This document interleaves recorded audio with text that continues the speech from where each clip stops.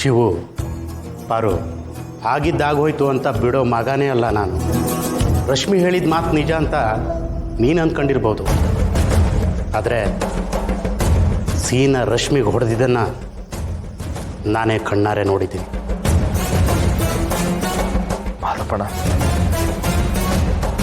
ಒಂದೊಂದ್ಸಲ ಪ್ರತ್ಯಕ್ಷವಾಗಿ ನೋಡಿದ್ರು ಪ್ರಮಾಣಿಸಿ ನೋಡಬೇಕು ಅಂತಾರಲ್ಲ, ಹಂಗೆ ನಮ್ಮ ಗುಂಡುನೇ ಹೇಳಿಲ್ವಾ, ನೀನು ನೋಡಿದ್ದು ಹೊಡೆದಂಗೆ ಕಂಡಿದ್ರು, ಅಲ್ಲಾಗಿರೋದೇ ಬ್ಯಾರೆ ಅಂತವ. ಅಲ್ಲ ಅವ್ರು ಏನೇನೋ ತಮಾಷೆಯಾಗಿ ಆಟ ಆಡ್ಕೊಂಡವ್ರೆ ಆಟೆಯ. ಗುಂಡು ಈಟೊಂದು ಹೇಳಿದ್ಮ್ಯಾಕೆ ಅವಳನ್ನ ನಮ್ದೇ ಇರೋದು ಹೆಂಗೆ ಮಾದಪ್ಪಣ? ಇನ್ನೂ ಇದನ್ನ ನಾವು ಜಾಸ್ತಿ ಮಾಡೋದು ಬೇಡ ಮಾದಪ್ಪಣ. ಅದು ಹಂಗಲ್ಲಪ್ಪ ಅಂಕಲ್. ಇನ್ನೂ ಆ ವಿಷಯದ ಬಗ್ಗೆ ಚರ್ಚೆ ಮಾಡೋದ್ರಲ್ಲಿ ಪ್ರಯೋಜನ ಇಲ್ಲ ಅಂಕಲ್.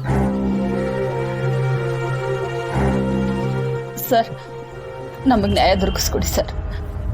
ನಿಮ್ಮ ಕಾಲು ಹಿಡ್ಕೊಳ್ತೀವಿ. ನನ್ನ ಮಗಳಿಗೆ ಆಗಿರೋ ಅನ್ಯಾಯಕ್ಕೆ ನೀವೇ ದಾರಿ ತೋರಿಸ್ಬೇಕು ಸರ್. ಕೂತ್ಕೊಳ್ಳಿ.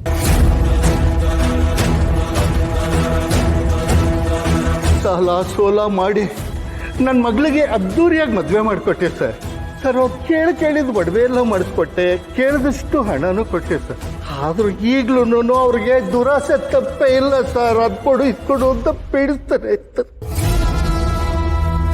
ನನ್ನ ಮಗಳಿಗೆ ಹಿಂಸೆ ಕೊಟ್ಟು ತವ್ರ ಮನೆಗೆ ಕಳಿಸಿ ಹಣ ಕೇಳಿಸ್ತಾ ಇದ್ರು ಸರ್.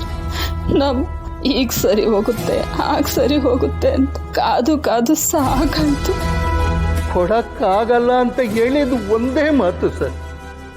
ಅವಳಿಗೆ ಚಿತ್ತನೆ ಹಿಂಸೆ ಕೊಟ್ಟು ಸೀಮೆಣ್ಣೆ ಓದು ಬೆಂಕಿ ಸಾಯಿಸ್ಬಿಟ್ರು ಸರ್.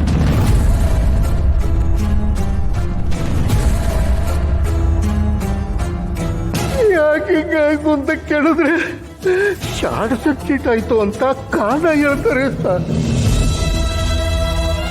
ನಿಮ್ ಕಾಲು ಹಿಡ್ಕೊತೀನಿ ಸರ್, ನನ್ನ ಮಗಳಿಗೆ ನ್ಯಾಯ ಕೊಡ್ತೀನಿ.